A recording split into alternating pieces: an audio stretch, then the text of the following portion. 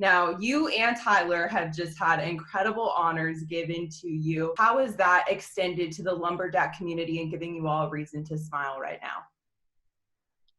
Yeah, oftentimes when we're awarded a recognition, it's, there's like a figurehead has their name as the recipient, but really it's a reflection of the village that it takes to do what we do. And so, a Coach of the Year award it's really a reflection on our whole staff. Athlete of the Year award, I'm sure Tyler would tell you, is a reflection on his teammates as well. I really think that's the way we see things here. And so ultimately there's a name tied to it, but really it's such a reflection of so many other people, even people that have come before us to set us up to do what we do in our program. Do these honors, either of you can answer this, do they provide any closure or consolation on a season that didn't get finished? Do you want to answer that, Coach? Or? Go ahead, Tyler. Awards are definitely really nice to have. It definitely makes your bookshelf look a lot more sexier than other things. But I think in the end, we definitely wanted a chance to prove to people that we can, as a non-Power 5 school, to, kick some butt on the big stage. This was a very important year for us, and a lot of the cards fell in perfect line, and at the last second, the carpet was kind of ripped out from under us. So again, these awards mean a great deal to obviously Coach and I. And there's definitely a village behind these awards than just what our names bear. But I think on his end as well, we really wanted to prove that we can, back up these awards essentially.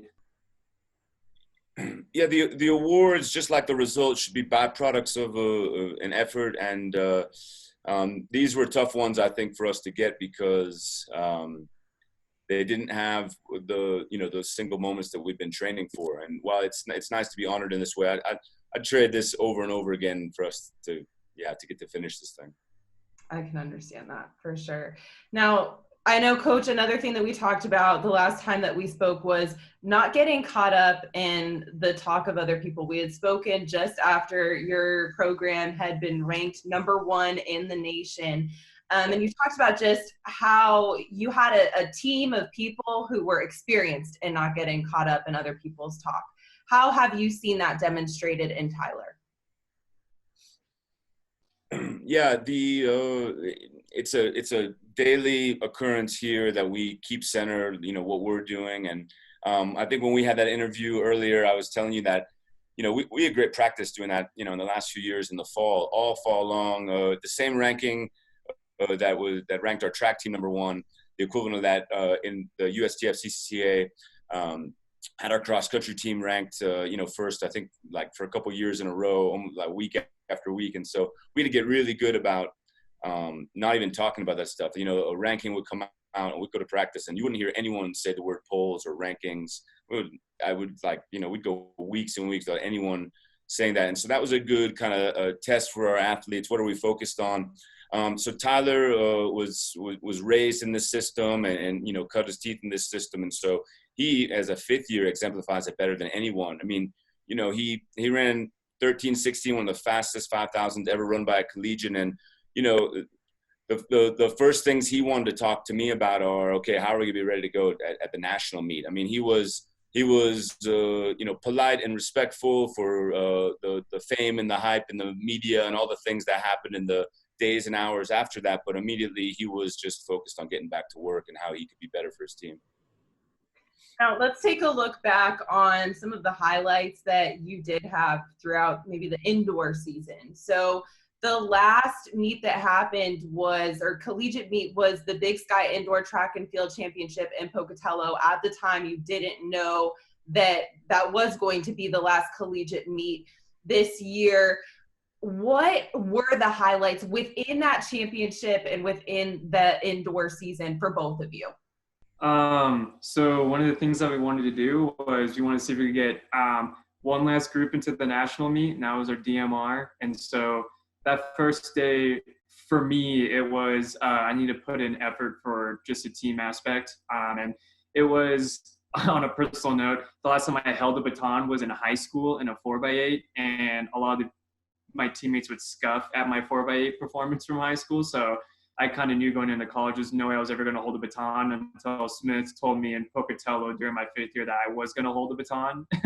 So for me, my main focus was I definitely wanted to do my best on that DMR. And throughout that day, you know, our throws were doing well, our sprints were getting into finals, which we needed to on both male and female ends. And so I knew that for me, I wanted to have a really strong final mile leg. And yeah, Luis, you know, he had a really good 1200 meter leg. Theo had a great 100 meter leg.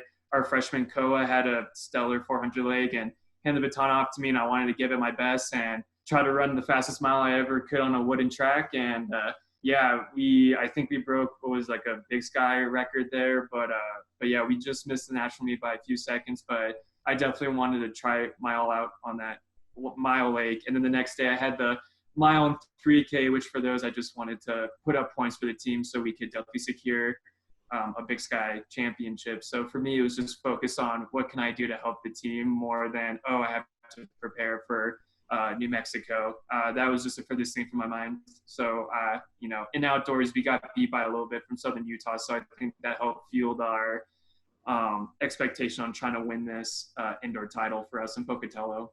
Yeah, that's a question I would really like to answer. It's it's a meet that I'm really proud of. You know, at the time we didn't know that that's the one we'd be leaving off with, but it's a meet I'm really proud that we left off with for both our men's and women's programs. On the men's side, you know, we've been having this conversation over the years about our identity as a team, and really the history of NAU as being a Big Sky championship team that also competed at the national level, not being this national level team that, you know, also competed at the Big Sky. And so this was a really important year, I think, for us to get back to our roots and really prioritize competing at the conference level, and how competing at that level is actually really tied to our identity and what it means to compete at a national level. And so that weekend in Pocatello, our team just rose up, and I thought it had a fantastic team performance. And we had people run events that weren't their events, and you know, double and triple and do everything they could to make for that team performance. That's how I want to leave off thinking of NAU track and field. So Coach, I'd just like to know, you know, Tyler is now entering into this new chapter of his life. What is the greatest quality in him that you have seen that's going to allow him to be successful in this next chapter?